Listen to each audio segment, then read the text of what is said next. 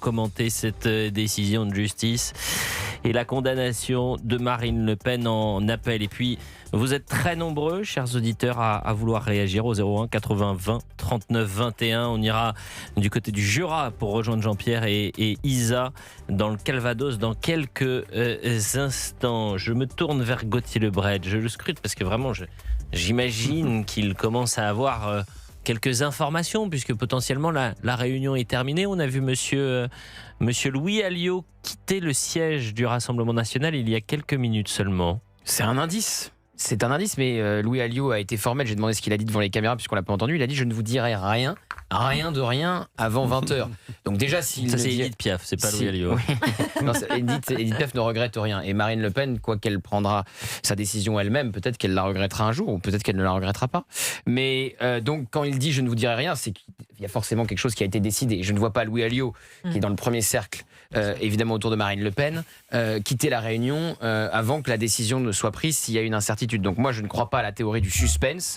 Je pense que ce soir à 20h, elle annoncera une décision claire. Elle est candidate ou elle ne l'est pas. Et si effectivement elle se tient à la règle qu'elle a elle-même fixée du bracelet électronique, elle ne sera pas candidate et elle intronisera Jordan Bardella. Et si c'est le combat de sa vie et qu'elle juge qu'il y a un passage et qu'il peut y avoir négociation entre son avocat et le juge d'application des peines, elle le sera. Mais c'est vrai que si, elle l'a dit plusieurs fois, bracelet électronique équivalait avec absence de candidature. D'ailleurs, si aujourd'hui Marine Le Pen a ce choix-là, c'est qu'elle a la possibilité, Antonin André, d'avoir un plan B qui est aussi fort que le plan A, on le voit dans les intentions de vote, dans les sondages, qui est Jordan Bardella.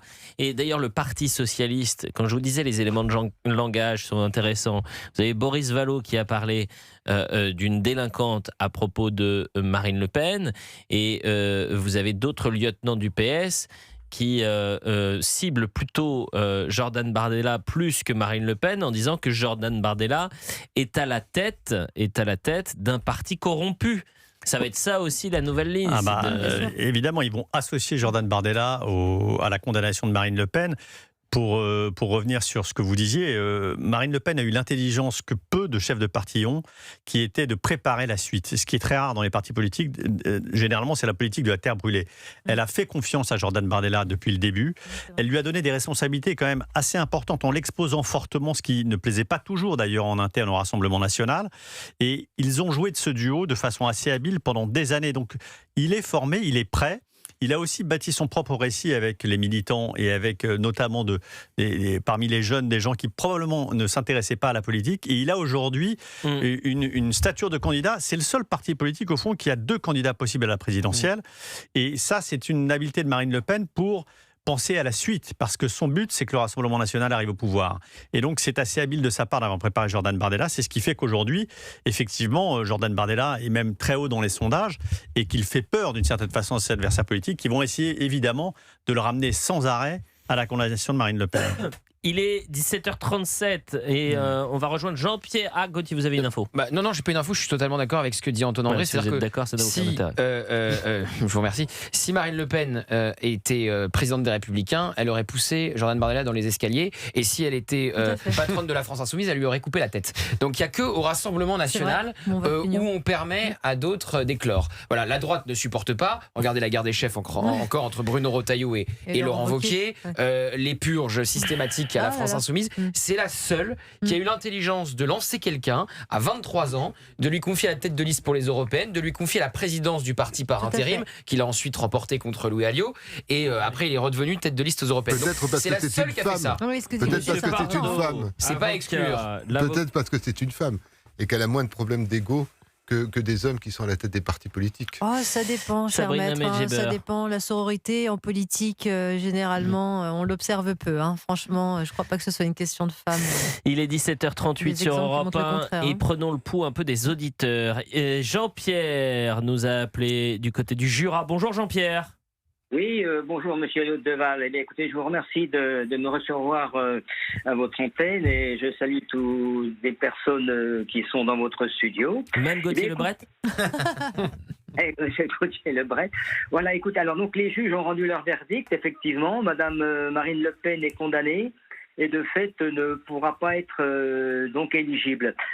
Figurez-vous que je m'étais persuadé du contraire.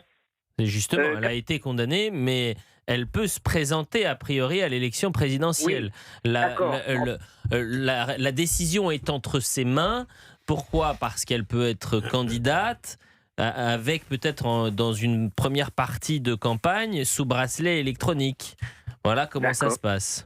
D'accord. Mais enfin bon, alors ok. Mais enfin moi je m'étais persuadé en fait du contraire. Je pensais que les juges ne la condamneraient pas. Lui laissant ainsi la possibilité d'être plus officiellement, disons, candidate, ce qui aurait de cette présentation à l'élection, je pense que ça aurait affaibli les résultats du RN dans les urnes. En quelque sorte, une forme de manœuvre des juges qui ne s'est pas faite. Pourquoi ? Parce que on sait que Jordan Bardella, lui, est beaucoup mieux placé dans les sondages que Madame Marine Le Pen. Donc, de ce fait, ça aurait été effectivement, si elle s'était présentée, un handicap certain. Alors, bon, maintenant, je vais faire mon raisonnement va être un petit peu alambiqué. Alors non, tout raisonnement alambiqué est interdit à l'antenne. Franchement, on a déjà eu un auditeur qui nous a fait une phrase qu'on a dû vraiment, c'était quasiment une question au bac de philo. C'était quoi la phrase qu'on embrasse, bien sûr, mais c'était, je l'ai oublié, la phrase de l'auditeur sur je l'ai perdu. Elle ne peut pas faire autrement que de ne pas être candidate. Merci Antonin André, merci. Elle ne peut pas faire autrement que de ne pas être candidate. Allez-y Jean-Pierre, rapidement, parce qu'il y a du monde au standard. Oui, d'accord. Alors, très rapidement, si vous me permettez, je fais un petit peu d'anticipation. Donc, on sait, si c'est, bien sûr, on attend les résultats, disons, dans leur finalité, mais si c'est Jordan Bardella qui se présente, eh bien, on entend déjà les commentaires, si je puis dire, faisant état de sa jeunesse, trop jeune, manque de maturité, manque d'expérience politique. Alors, moi, je pense à cette chose-là. Cette soi-disant jeunesse sera-t-elle vraiment un handicap si c'est Jordan Bardella qui se présente ? Quand on voit dans quel état est la France, après des décennies de gouvernance par des hommes politiques beaucoup plus âgés, on peut se poser la question. Mais c'est pas alambiqué, votre réflexion, Jean-Pierre ? Ça mérite d'être clair. Et si vous permettez, puisqu'il y a du monde qui veut prendre la suite, je vais faire simplement une petite référence. Jean-Pierre... Révisons nos classiques et je citerai pour mémoire ces vers que Pierre Cornette fait dire à Rodrigue, son héros dans une scène du Cid. Je suis jeune, il est vrai, mais aux âmes bien nées, la valeur n'attend point le nombre des années. Bon, voilà, c'est notre phrase préférée avec Elliot. Bon, aux auditeurs qui vont vous succéder, ne faites pas comme Jean-Pierre ou Gauthier Lebret. Dans le jargon journalistique, ça s'appelle des tunnels. Ne soyez pas trop long pour laisser la parole aux autres. Vous prenez la parole à 16h, vous la rendez à 18h. 41. On va faire une courte pause parce que j'ai la tête comme un ballon à cause de Gauthier. Non, à cause courte pause. Merci Jean-Pierre. Merci de nous avoir appelés, cher Jean-Pierre. On revient dans un instant pour la suite et la dernière partie de notre émission spéciale consacrée donc à la condamnation de Marine Le Pen. Il est 17h42. Ce qui veut dire que normalement, dans 2h15, nous connaîtrons la décision de Marine Le Pen. Sera-t-elle candidate ? Oui ou non ? Un peu plus de 2h15 parce que je crois que pour des raisons d'audience, TF1 va la faire passer à 20h30. Ah bon ? Bah, bien sûr. Ah bon ? Je crois qu'Édouard Philippe est aux 20h de France 2, si vous voulez tout savoir. Bonne chance à lui, parce que je pense que les gros vont pas se croiser ce soir. Je vais peut-être me tromper. Je me trompe peut-être. Non, c'est impossible. Il est décidé. Je vous assure, c'est dans notre... on a un groupe, alors là pour le coup... mais s'il fait ça, il est suicidaire. De journalistes, je dis pas de bêtises.